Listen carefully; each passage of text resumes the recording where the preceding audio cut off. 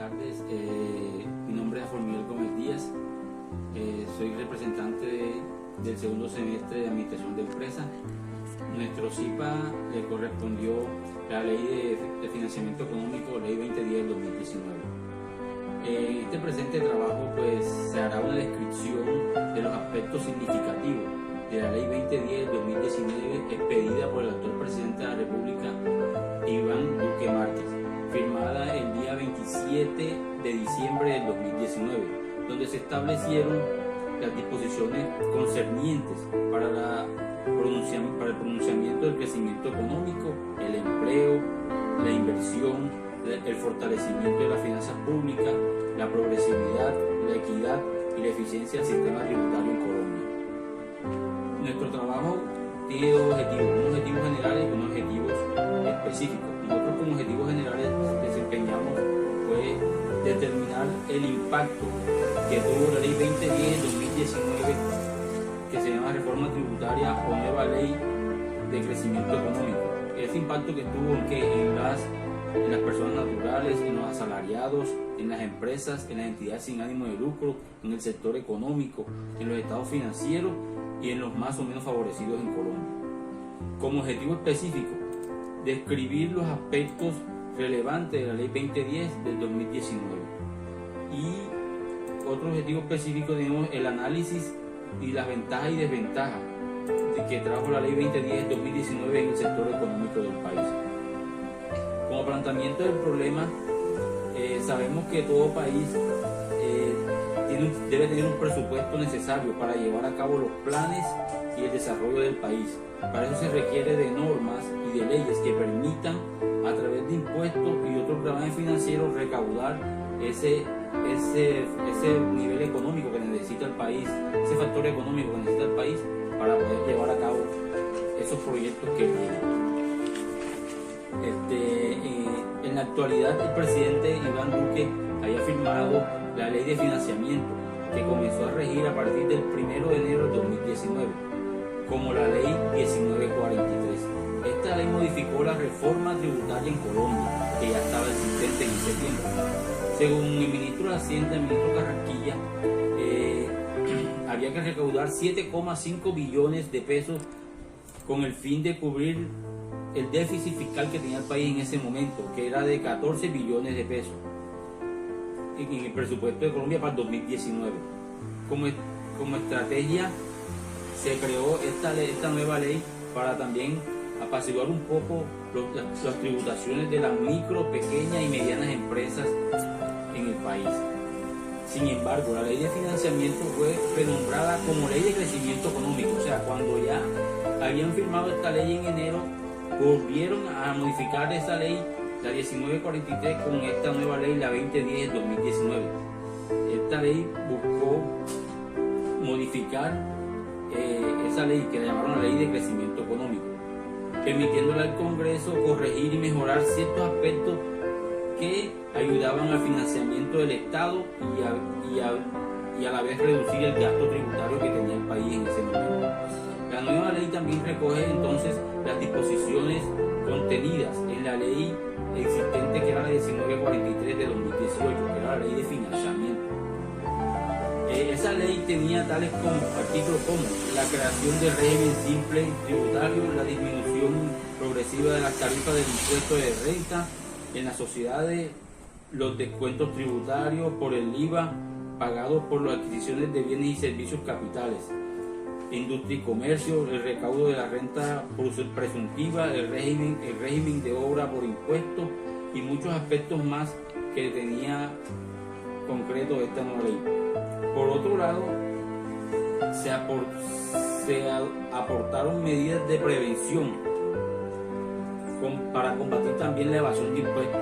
¿Por qué? Porque había muchas empresas que estaban evadiendo impuestos. Por eso exigieron hoy en día a las empresas la nueva ley que se creó sobre las NIF, porque hay muchas empresas que estaban evadiendo impuestos y ahora se volvió obligación la facturación electrónica en todas las empresas. ¿Por qué? Para que el Estado pudiera por lo menos tener un poco más de control de esos impuestos que estaban evadiendo en Colombia. ¿Y cómo lo iban a controlar? Por medio de la facturación electrónica. Entonces también algunos de los aspectos relevantes que tuvo esta ley. Para concluir, todas estas disposiciones establecidas en la Ley de Crecimiento 2019 trajo grandes conocimiento y crecimiento para el país. Ahora mis compañeros pues van a especificar cada uno de los aspectos relevantes en el objetivo específico que tuvo esta nueva ley. Muchas gracias. Muy buenas tardes, yo soy Mauricio José Cartu González, soy estudiante de la Universidad de Cartagena en el programa Administración de Empresas del segundo semestre. A continuación voy a exponerle las principales características de la Ley de Financiamiento, la Ley 2010 del 27 de diciembre de 2019, como impacto a las empresas. Principalmente vemos que esta ley tiene como objetivo propiciar el crecimiento, el emprendimiento y la consolidación de las micro, pequeñas y medianas empresas, con el fin de aumentar el bienestar social y generar equidad. ¿Cuál es la principal característica? La disminución de los impuestos de estas. Como vemos, esta ley tiene un incentivo en su artículo 88. Determina la renta, deducción de la renta del 120% de los pagos salariales respecto a los trabajadores menores de 28 años vinculados por primera vez con posterioridad al surgimiento de esta ley. Entonces vemos las principales características en cuanto a las empresas es principalmente el impuesto sobre la renta aplicable a las sociedades obligadas a presentar declaración de renta anual del impuesto sobre la renta y complementarios. Entonces dice que será el 32% para el año gravable 2020, un 31% para el año gravable 2021 y del 30% a partir del año gravable 2022, una reducción considerable. También tenemos una reducción del 0,5% para el año gravable 2020 en la renta presuntiva y al 0% a partir del año gravable 2021. Recordemos que la tarifa para este año 2020 sería del 1,5%. También tenemos exención de rentas para las empresas de economía naranja, actividades relacionadas con el deporte, recreación y aprovechamiento del tiempo libre. Las rentas provenientes de este tipo gozarán del beneficio de 7 años y deben cumplir con los requisitos establecidos en la Ley 1943. Otro beneficio importante son las mega inversiones en zonas francas. Esto resulta bastante particular, toda vez que en la zona franca la tarifa de renta sin régimen de mega inversiones es mucho más competitiva, un 20% contra un 27%. Si vemos, nos damos cuenta que esta ley, la ley 2010 del 27 de diciembre de 2019, es una ley pro empresa que impulsa el desarrollo económico a través del otorgamiento de beneficios fiscales a las compañías, que en definitiva son las quienes generan empleo en el país. Otros beneficios importantes, podemos ver la exclusión de IVA en los servicios relacionados con actividades agrícolas. Se excluye IVA la comercialización de animales vivos y servicios de faenamiento. Con esto se benefician aquellas empresas como la avicultura, la porcicultura y productos cárnicos, más que todo en el crecimiento de las ventas por un mayor volumen de sacrificio de estos animales. También se incluyen exención de IVA para los vehículos de transporte de carga y pasajeros. Los vehículos entonces de transporte público de pasajeros y transporte de carga en ventas, favoreciendo así a los pequeños transportadores.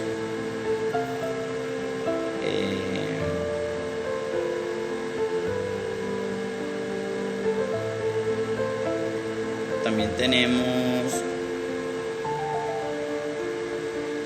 beneficios en los servicios financieros.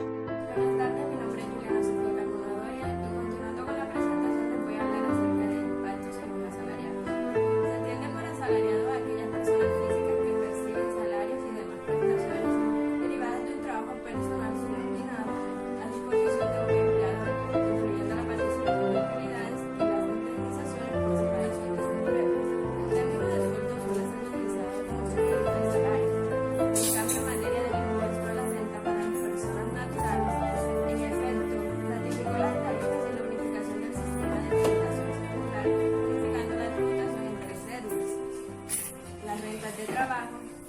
formal y no laborales. Esta unificación podría llevar en muchos casos a pagar más impuestos. Por ejemplo, en el caso de personas asalariadas que tengan arrendamientos o inversiones. Ahora tendrán que sumar todos sus ingresos antes de aplicar el proceso de depuración de la base. Antes, cada uno de los tipos de ingresos tenía su proceso de liquidación independiente y luego se sumaban. Por otro lado, la nueva ley les permite a los independientes que reciben ingresos clasificados en la cédula de rentas de trabajo escoger entre la reducción de costos y gastos en los que haya incurrido el desarrollo de su actividad y la renta exenta laboral del 25%. Gracias. ¿Cuánto de los asalariados? Por ahí van. Continuando entonces con la exposición del tema, mi nombre es Oscar Guillín y voy a hablarle de los impactos en los sectores económicos. Según el Banco de la República, la actividad económica del país se divide por sectores económicos.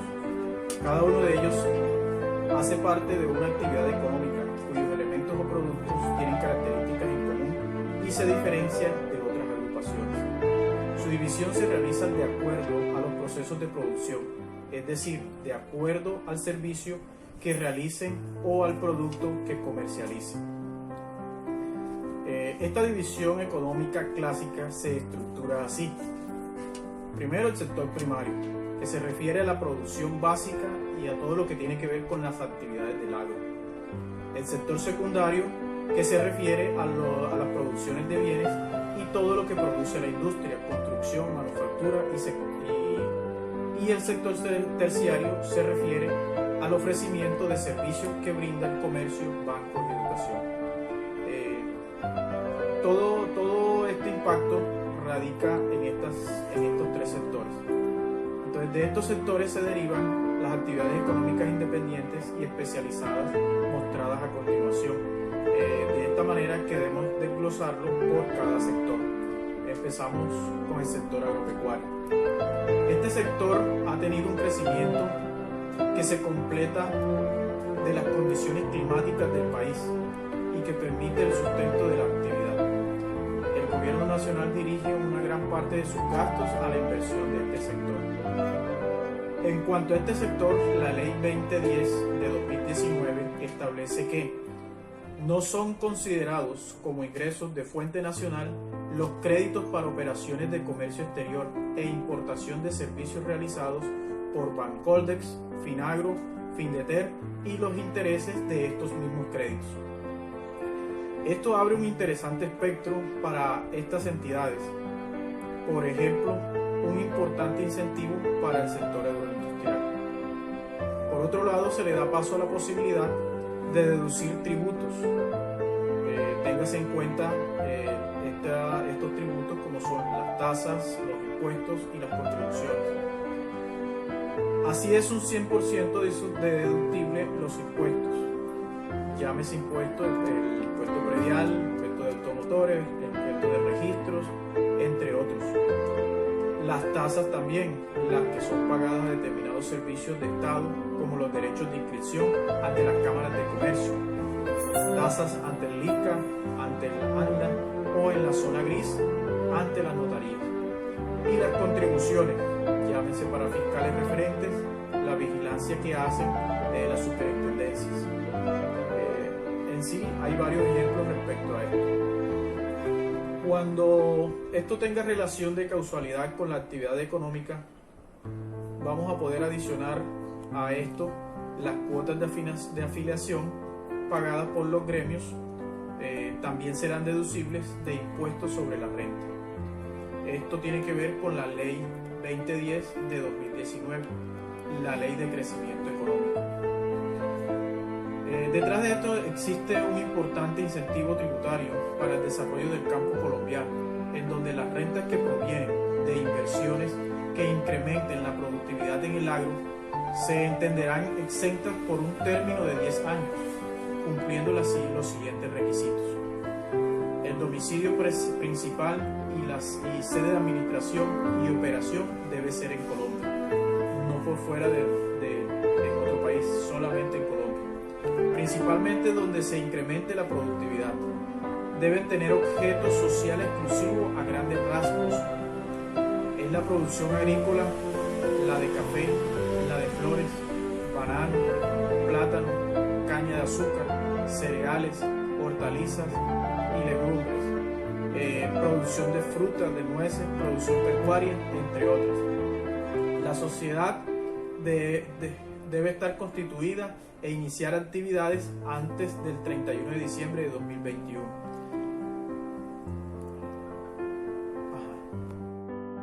A continuación, entonces seguiré hablando de los impactos en los estados financieros. En el país se estableció la implementación de los estados financieros y sus elementos en el decreto 2649 de 1993, en donde se indican las clases de estados financieros, los cuales son los principales abastecedores de información en cualquier organización. En el decreto se establece que esta información puede servir pues para muchos puntos. Primero pues puede ser conocer los recursos usados por la organización. También pues nos ayuda a visualizar de cómo se controla y se evitan inconvenientes de flujo efectivo, mejorar la toma de decisiones a la hora de realizar inversiones o créditos, determinar precios, tarifas y pagos tributarios. También se analiza y se proyecta la gestión empresarial entre gerentes y la organización, y presentar estados reales y completos para cumplir con los deberes legales. Buenas tardes, mi nombre es Gine Paula Hernández Hernández. A continuación seguiré con la sustentación de mi cita. El tema que voy a llevar a cabo se llama Impacto en entidades sin ánimo de lucro. Las entidades sin ánimo de lucro son personas jurídicas legalmente constituidas cuyos aportes, utilidades o excedentes no son reembolsados ni distribuidos bajo ninguna modalidad, puesto que persiguen un fin social y comunitario. Los aportes obtenidos en una entidad sin ánimo de lucro son reinvertidos en el mejoramiento de sus procesos que fortalecen la realización de su objetivo social. Las asociaciones, fundaciones y corporaciones que sean entidades sin ánimo de lucro y que pertenezcan al régimen tributario tienen como principal beneficio una tarifa del 20% del impuesto de renta y complementario sobre el beneficio neto o excedente, y tendrá el carácter exento cuando este se destine directa o indirectamente a programas que desarrollen el objetivo social y la actividad meritoria de la entidad. Los impactos de la Ley 2010 de 2019 están contemplados en la pérdida de los beneficios otorgados en el Estatuto Tributario al pertenecer al régimen tributario especial por las siguientes razones. Primera, no cumplen con lo dispuesto en el Estatuto Tributario y lo establecido en la Ley de Crecimiento 2010 de 2019. Segundo punto, cuyos miembros de junta directiva, fundadores, representantes legales o miembros de órganos de dirección sean declarados responsables penalmente por delitos contra la administración pública, el orden económico-social y contra el patrimonio económico, siempre y cuando los hechos hayan implicado la utilización de la entidad para la comisión del delito, o sean sanciones con la declaración de caducidad de un contrato celebrado